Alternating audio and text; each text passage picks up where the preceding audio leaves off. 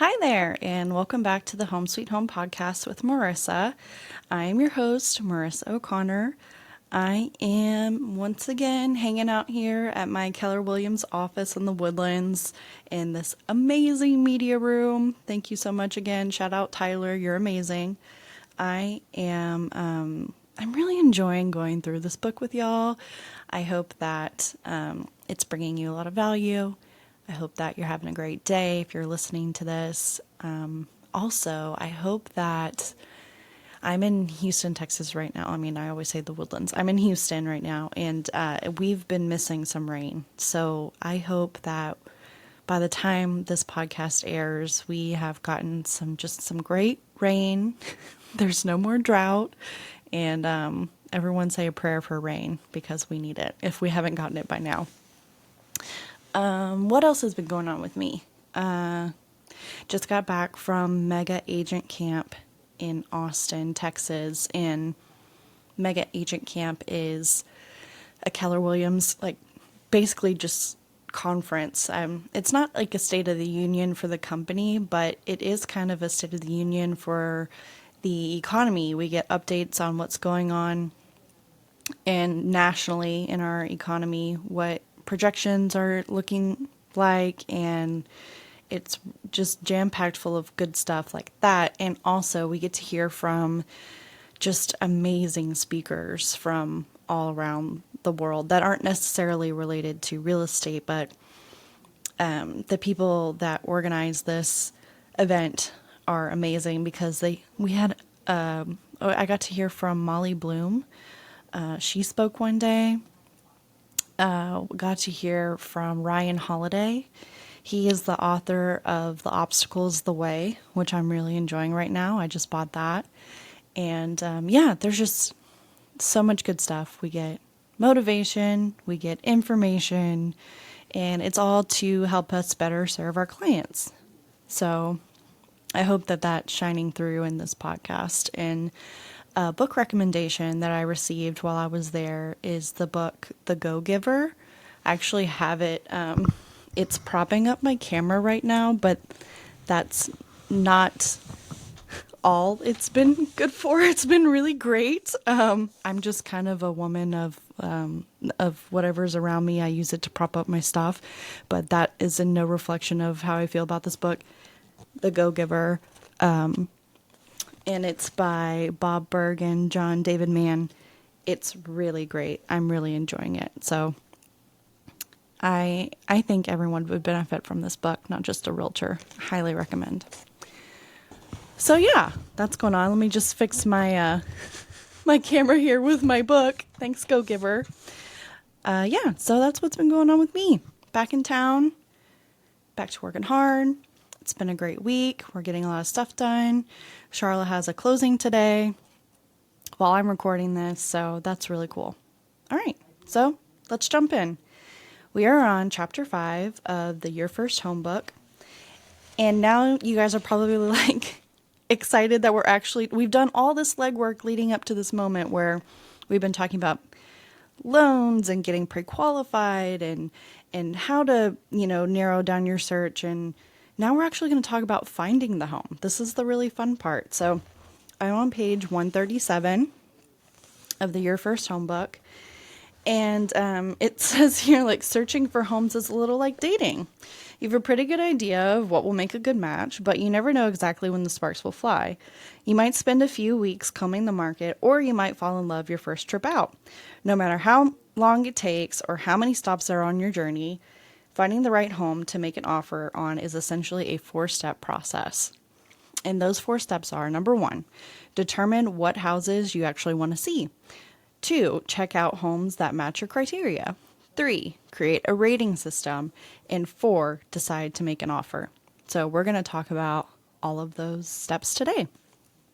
All right, let's dive into step number 1, determining what houses you want to see. So your realtor will have access to the MLS or the multiple listing service in your market area. And this service acts as an aggregator of available properties, and it's not always information that's readily available to the public. So this is where having a realtor is just another reason you want a realtor in your corner, is they're going to have information that's maybe not available to just the general public. And so last episode we talked about setting your criteria. So after you and your realtor have met and you've done all that work of figuring out exactly what you're looking for in a home, they're going to input all that criteria into their own system that they use for finding homes. Like for us in Houston, we use HAR, and Charlotte uses the MLS search through HAR. She'll meet with her clients. She gets a good idea of what they're looking for. She enters their criteria into the MLS, HAR, and then she sets them up on an auto search. So every time a new home hits the market as coming soon or active as for sale, her clients receive an email of that new property. So they get real-time information as soon as it hits the market, and that can be a real advantage depending on the market that you're in. We're currently still in the seller's market as of this moment in time.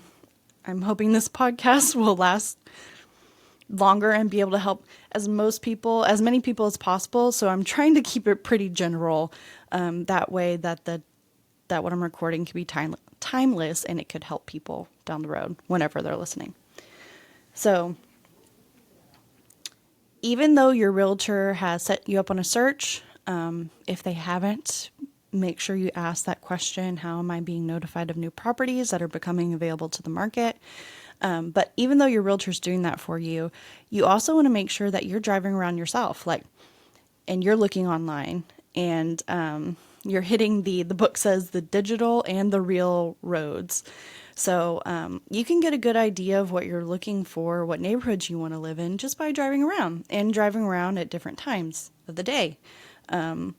And you never know. Sometimes a coming soon sign will go in the yard before an actual listing is live on the market. So if you are taking those regular routes of the areas that you're really interested in, that you want to live in, you may have first chance to offer on a home if you see that coming soon sign going up the minute it goes up. So just something to keep in mind.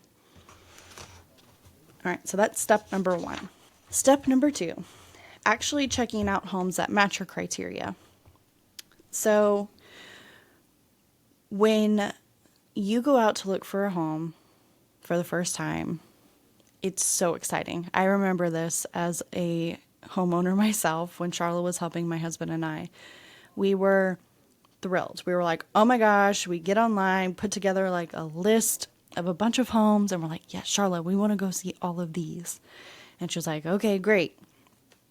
And so we would go around, and it's so exciting. And, maybe when you're going in, you're thinking about where you're placing furniture, or is this kitchen big enough for me to host my family at Christmas? And the reason why you want a realtor in your corner is because when your realtor goes in, they're actually looking at things like they're sizing the home that you're they are sizing the home you're looking at as compared to others in the neighborhood for comparatives, so they can help you make a good offer. So like your job when you're in the home on page 141 is you're going to be answering questions for yourself, like, does this home have the right space and layout for my style? As compared to your agent, who is asking the question of themselves, does the size and layout compare well to others around it? And another question you're asking yourself is, does it offer value to me? And your agent is thinking, does it offer value in relation to the other homes around it? And you're asking yourself, is the location convenient to my job and my kids' schools? And your realtor is asking, will this location hold its value? And another question you're asking yourself is, does it have features and amenities I like? And your realtor is asking themselves, does this home show signs of major maintenance and structural concerns? So the reason why your agent is asking themselves these questions is because they want to make sure that they're getting you in a home that's going to hold its value over time. That way you can be set up just for success in the long run. I know it's important to pick a home that's right for you, right? But it's also important to think about all of the factors that go into the home that you are investing in.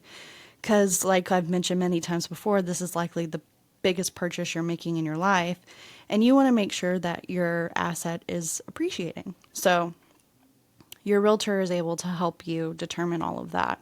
And another thing, too, on page 142 is it's the big stuff that matters. So when you're looking at a home, while small repairs or renovations can add up, your major concern during your home tour is structural damage. Structural damage refers to concerns about the integrity of the building and its systems, plumbing, electrical, and more. If you have a structural concern, it could be from water damage, shifting ground, or poor construction when the house was built. Here are some things to look for that your agent should also be looking for and hopefully pointing out to you when you're on touring homes. But number one, major cracks are crumbling in the foundation. Hairline cracks are usually okay. Jagged or diagonal cracks inside the house, especially over the windows or doors. Water stains on the ceiling, floors, or walls. Faded, worn shingles may mean the roof needs repairing, and if the shingles are damaged, it may mean that the decking underneath is too. And number 5, this doesn't really apply to us in Texas. It's talking about basements, but stains on the basement walls or brand new paint that may be covering stains suggest water damage that can cause mold or structural problems. At the very least, it suggests a persistently leaky basement.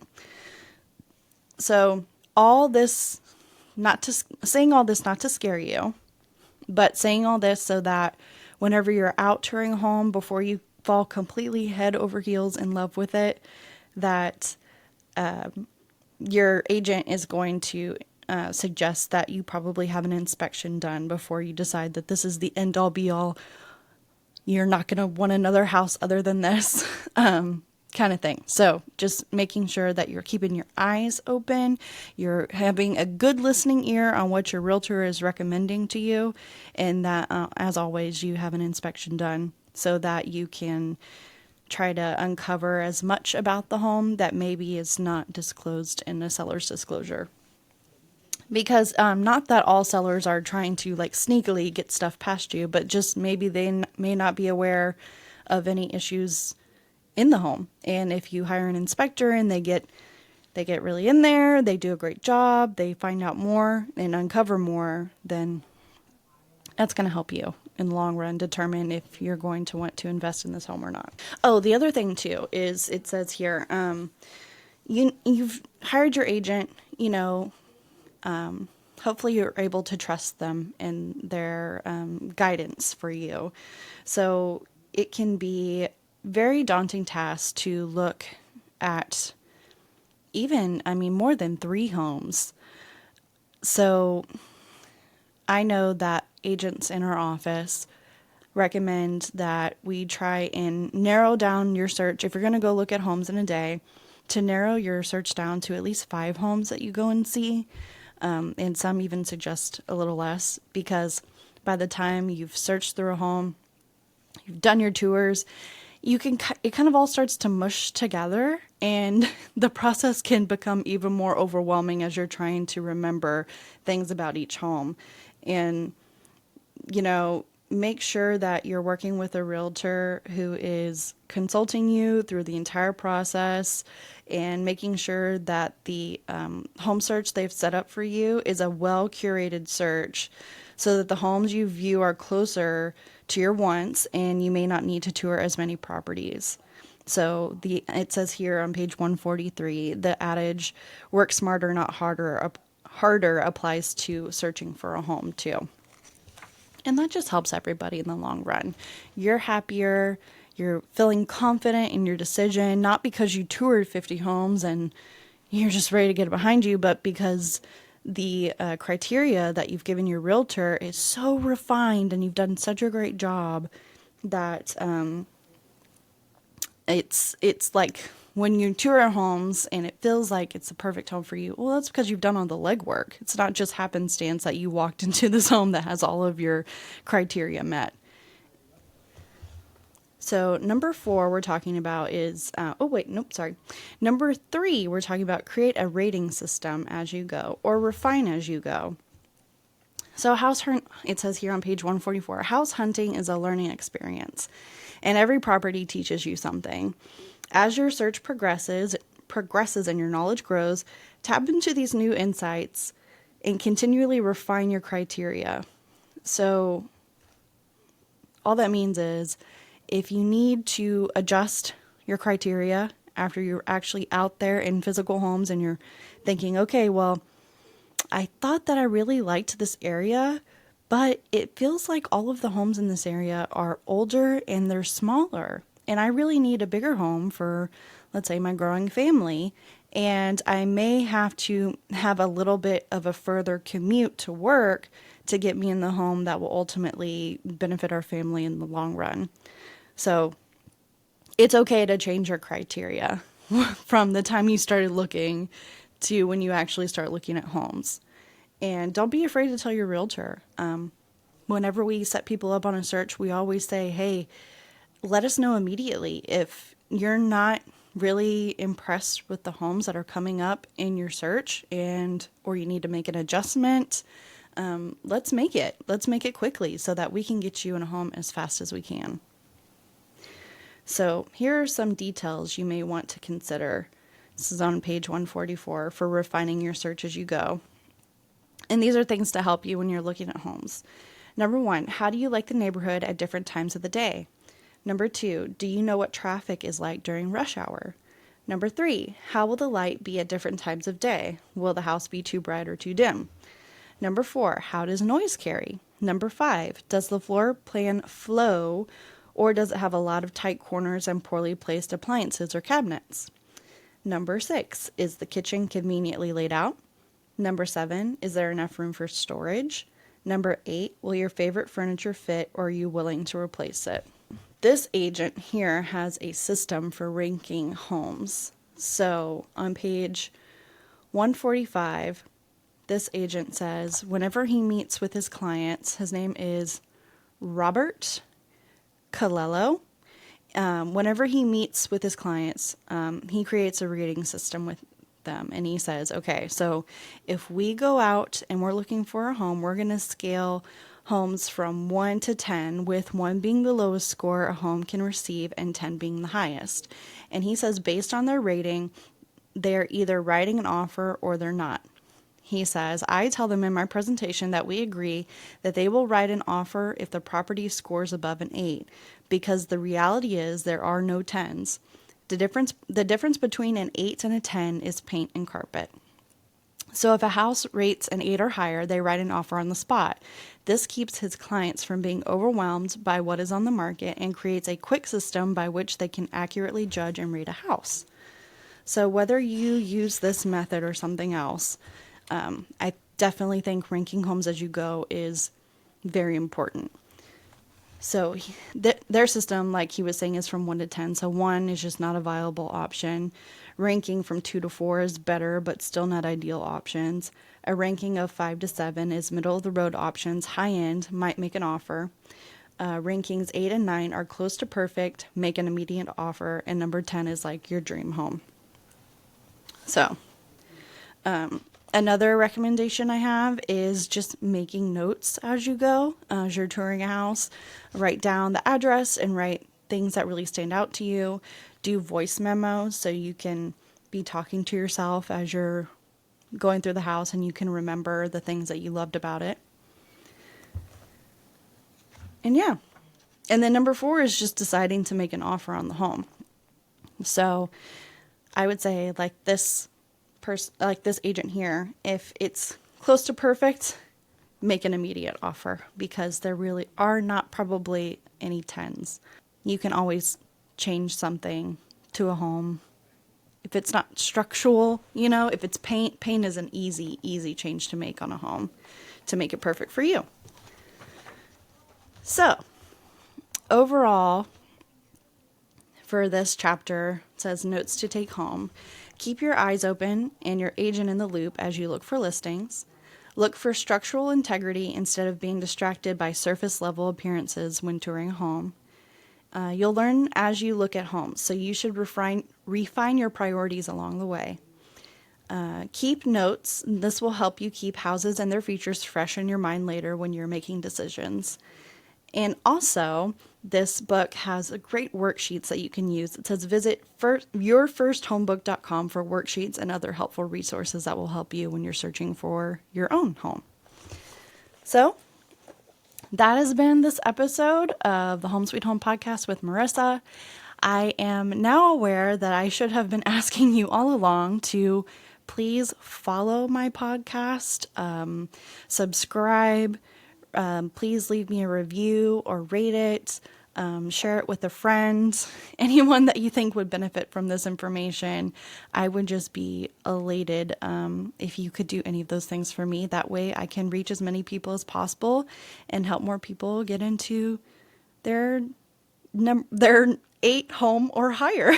I almost said like your dream home, which any home that's an 8 or higher is definitely a dream home quality. And yeah, I appreciate you listening. Thank you so much. I'm excited to bring you another episode next week. So have a great day. Bye.